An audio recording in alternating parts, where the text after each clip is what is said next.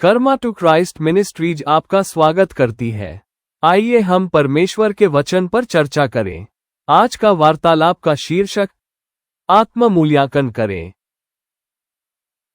आज के बाइबल छंद है 2 तीमुथियुस अध्याय 4-7। मैं अच्छी कुश्ती लड़ चुका हूं, मैंने अपनी दौड़ पूरी कर ली है, मैंने विश्वास की रखवाली की है। लूका अध्याय 15-17। जब वो अपने आपे में आया तब कहने लगा, मेरे पिता के कितने ही मजदूरों को भोजन से अधिक रोटी मिलती है और मैं यहां भूखा मर रहा हूं। 2 कुरिन्थियों अध्याय 13-5। अपने आप को परखो कि विश्वास में हो कि नहीं। अपने आप को जांचो, क्या तुम अपने विषय में यह नहीं जानते कि यीशु मसीह तुम में है? नहीं तो तुम निकम्मे निकले हो। जब हम वर्ष का अंत कर रहे हैं तो कुछ समय निकालकर उन सभी चीजों को लिखना बुद्धिमानी है जो आपने इस वर्ष पूरी की है।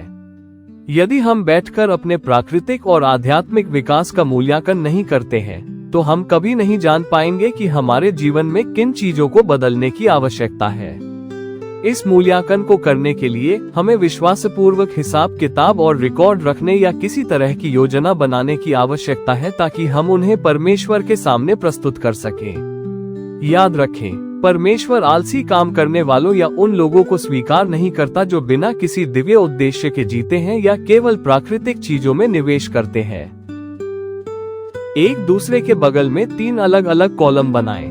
पहले कॉलम में उन सभी चीजों को लिखें जो आपने इस वर्ष शुरू की और पूरी की। दूसरे कॉलम में उन सभी चीजों को लिखें जिन्हें आपने शुरू किया, अभी भी उन पर विश्वासपूर्वक काम कर रहे हैं, लेकिन आपने जो समय सीमा निर्धारित की थी उसमें पूरा नहीं कर पाए।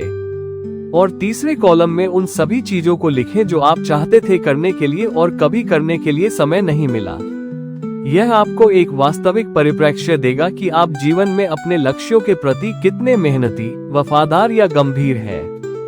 यदि आपका पहला कॉलम सबसे लंबा है तो आपने बहुत सारे आसान लक्ष्य निर्धारित किए हैं और शायद जीवन में सुधार करने के लिए खुद को प्रेरित नहीं कर रहे हैं, या आपने परमेश्वर को अपने विश्वास को चुनौती देने की अनुमति देना बंद कर दिया है।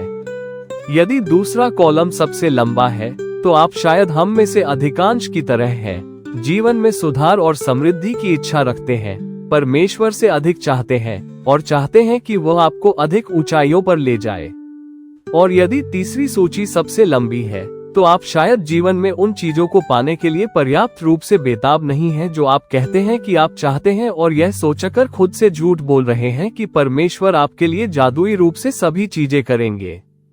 नियमित रूप से मूल्यांकन न करने से हम एक ऐसी कल्पना में जी सकते हैं जो न केवल हमारे प्राकृतिक जीवन को नष्ट कर देगी बल्कि परमेश्वर के साथ हमारे रिश्ते को भी खतरे में डाल देगी। ध्यान रखें कि प्राकृतिक और आध्यात्मिक एक दूसरे के प्रतिबिंब हैं और इसलिए उन्हें साथ साथ काम करने की आवश्यकता है। आप यह नहीं कह सकते कि आप अपने आध्यात्मिक मार्ग में मजबूत हैं और फिर प्राकृतिक रूप से पूरी तरह से विपत्तिग्रस्त और कमजोर दिमाग वाले हैं। उड़ाऊ पुत्र को अंततः अपनी सारी विरासत बर्बाद करने के बाद अपने होश में आना पड़ा और उसे एहसास हुआ कि पिता के चरणों से बेहतर कोई जगह नहीं है।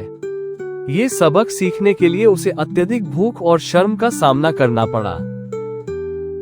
यदि आप समय समय पर आत्म मूल्यांकन किए बिना जीवन जीते हैं तो आप कभी नहीं जान पाएंगे कि आपके जीवन के लिए ईश्वर की योजना में आगे बढ़ने के लिए क्या बदलाव करने की आवश्यकता है। हमें इनकार में जीना बंद करने की आवश्यकता है।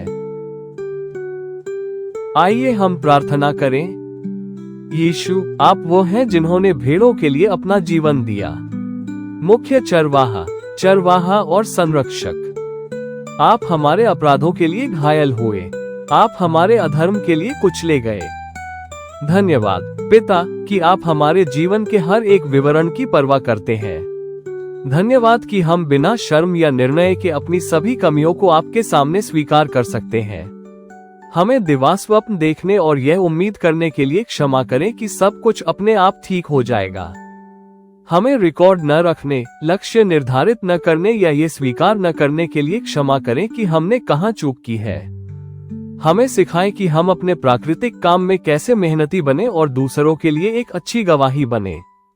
हम घोषणा करते हैं कि हम अच्छी लड़ाई लड़ेंगे, दौड़ पूरी करेंगे और विश्वास बनाए रखेंगे।